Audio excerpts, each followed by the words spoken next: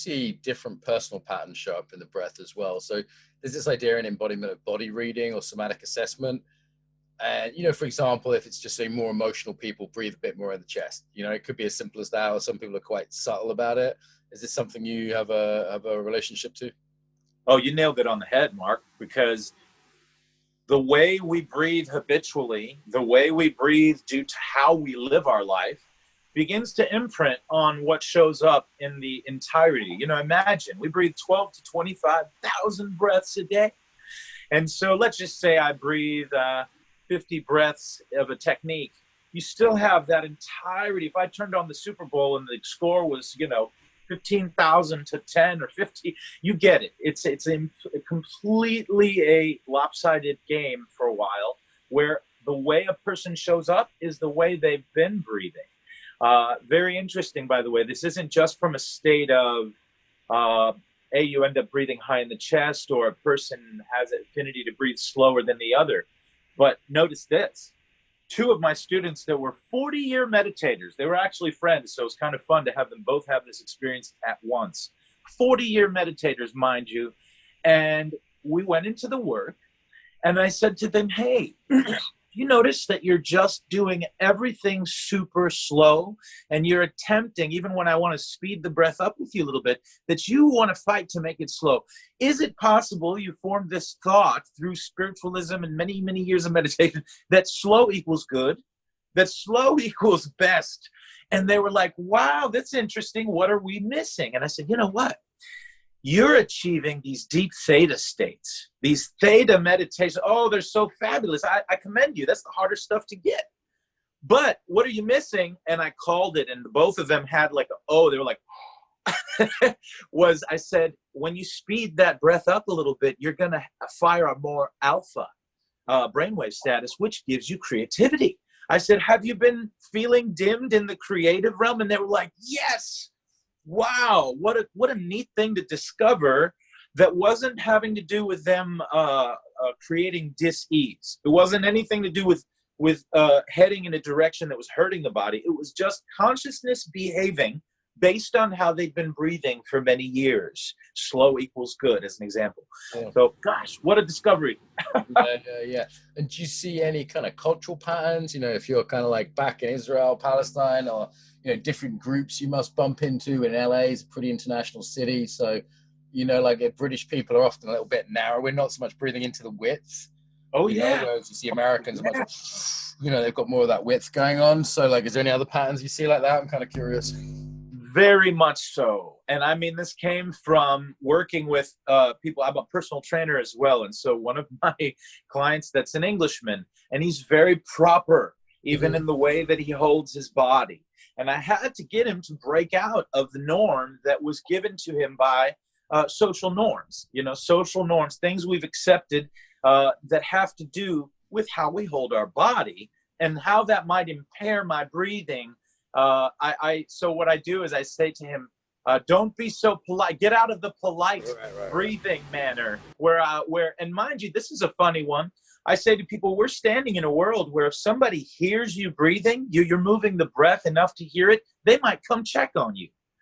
That's kind of fun, right? And so there is a way, it could be, breath can be seen as either if you can hear someone's breath, either they're sick or they're a sicko, or they're turned on. Do you know what I mean? Or they're angry, or they're turned on. So there becomes an alert socially to, I hold my breath in place. I don't move it, or if I do, it means something. And that's a neat one to crack open and uncover, because I often have people leaving my classes saying, you know what, I'm now part of the crew where moving our breath loudly in a way where we're developing a feel-good element. Let's make that the new norm. And I like breath workers get into like, yawning and making noises, and it's as long as the whole crew's like that, it's fine, right? But if you've got a couple of our friends around who haven't been initiated, it looks a bit weird, you know. I was waiting for a flight in Dubai, and I decided to do some breath work at the gate. Fucking and it Dubai was absolutely middle of the night. That's the shopping center airport from hell. I'm always there in the middle of the night. People buying crap at 4 a.m. You're like, what time? Isn't that the where weirdest am thing? I? Why are there guys in skirts? What's happening? Yeah. Always Bright the white 4 light a.m. in your gig. face. What did you do then? What did you do? Is you're in the line, And I did breath work right there because I was waiting. It was a long wait. And I ended up with 10 people asking questions. Oh, what are you doing? Why are you doing it? And, you know, the fun part, though, was to explain to this Muslim man that when they were chanting, they have chants, they chant, and you say it on the in and on the exhales, one particular chant. And I said, you see how you all are breathing together? As you chant that, you feel there's a power in that. Yeah. And man, it was very interesting. Like you said, culturally, it shows up in different places, and it does affect how we behave in this human body. Do you think different languages affect the breath in the, I don't know, let's take Arabic and Farsi, you know, they're two different languages. They sound different. Like I was talking to my Israeli friend yesterday, and she's speaking to me in English, and it's like English, la la la la la. And then her husband comes in, and she goes, and it was an entire. Now people out there might think I'm just some kind of racist. I'm not. I'm talking about the breath pattern of Hebrew is totally different from the breath pattern of English, and I wonder if there's an impact of that. You know what I mean? Very much so. You know, personally, I'm one that when I was 16. I had a 1-year stint in Germany. My parents decided they would buy a restaurant with their cousin, my dad's cousin, and we went to Germany. All of a sudden, I'm in Germany. And I'd never really heard or been immersed in German. But when I found that there was this way of everybody sounded angry to me for a moment. Until I learned the eloquence of how that language might exist outside of that sound. Anyway, to being a native speaker of Arabic, and being interested in Hindi and Sanskrit over the years because of pranayama, I discovered that vowels in languages that have, not vowels, particular pronunciations that go back in the throat and create a sound of breath. Like in Arabic, the word for soul is roh, roh, roh. And so that, so when you hear that, but in Hebrew, they use the word for breath, ruach. Notice it's a th.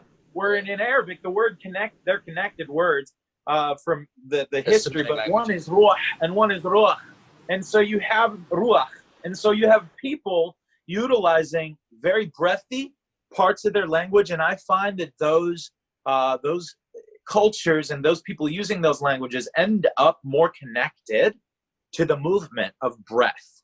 Not to say they're more conscious breathers, because I'll be straight up with you. I have plenty of Arabic people that I know that even though there's a lot of breathiness in the language, they don't consciously breathe at all. It's just not in their evolution yet. So there's something to say about people do have very beautiful connections to human expression. If you watch someone Spanish versus someone in an African country expressing in their language, we see breath as a part of our human expression, and it's attractive.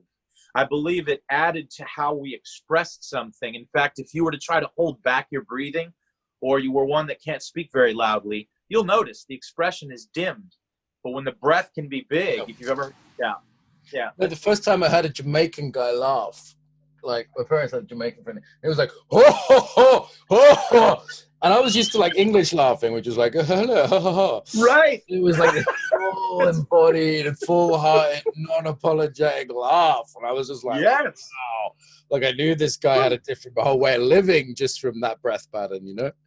Oh, man, that's nice. I like that. I love when we discover things about other humans, you know, just because they're living on the other side of the planet and the culture is creating something different through them. Just by how they're living. I believe breath is so part of our seed center. What do I mean by our center, our actual seed moment? Is that when we're inside of our mother, month 4 comes and the ears open up. And you begin to hear mama breathing. And so the sound of breathing, it goes way back into our psyche to where life had it that for 5 months you're going to sit down and listen to your mother breathing more loud than any other sound. And I infer out of theory that makes breath our first teacher.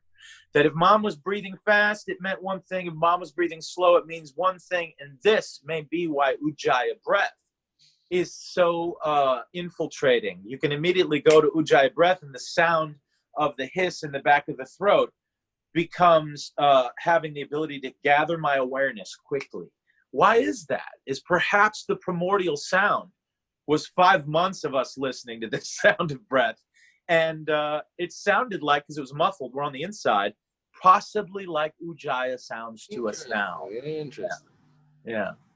Cool, man. We need to move towards wrap up. I've got 200 social workers to train in some basic meditation and breath work. They're waiting for me. Wonderful. So someone I said, honor hey, you. Can you teach a few social workers tomorrow? I was like, yeah, sure. And I just got some email saying there's 200 of us signed up. So I'm like, okay. It's the beauty of the internet again, why not? Help people out. Yeah, brother. Great. So kind of anything still got a little bit of time though to hear. So anything we haven't talked about that you want to talk about before we tell people like where to find you and stuff like that? We have spoken about the aspect of breathing for self a lot, but part of the vision that I carry is with a global group called Do As One, that has the mission and vision of not only raising the awareness of conscious breathing on the planet, but also uniting 1 billion people and eventually the planet to breathing together synchronously. We have a platform. It's available to everyone for free. You don't even need an app, but you can hop right in and use it for your own health, for your own advancement of connection to this planet. While we're all feeling somewhat disconnected in our own homes, the ability to back that connection back up with breathing together happens every day in the World Breathing Room. And so I invite you to worldbreathing.room.com. Okay, we'll get that on the link here as well. If people, and why don't you share your other website as well while you're at it?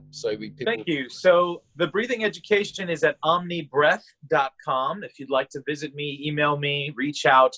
I'm going to be releasing some new things soon as far as group stuff.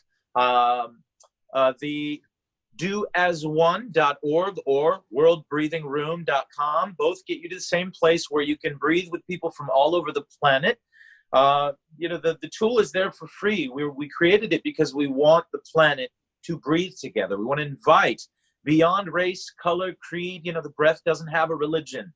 And so it makes it very easy for people to say, I get why we would connect in peace by breathing together. It becomes real low-hanging fruit. Why don't we do a world record for the Embodiment Conference? So we're going to have probably 500,000 people for the Embodiment Conference. I know you're a speaker.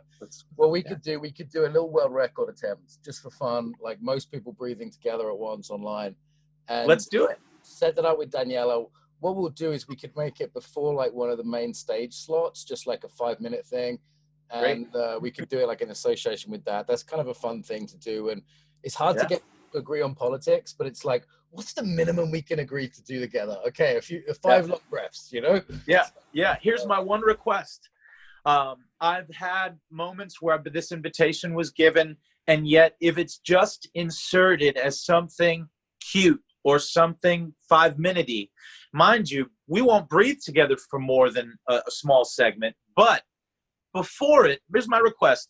Just let there be a little bit of a tuning up of consciousness so that we actually use that moment at its best. I feel like meditations, even where people have been meditating for years, can be heightened if we tune up the focus of willpower. I believe willpower is one of our greatest powers.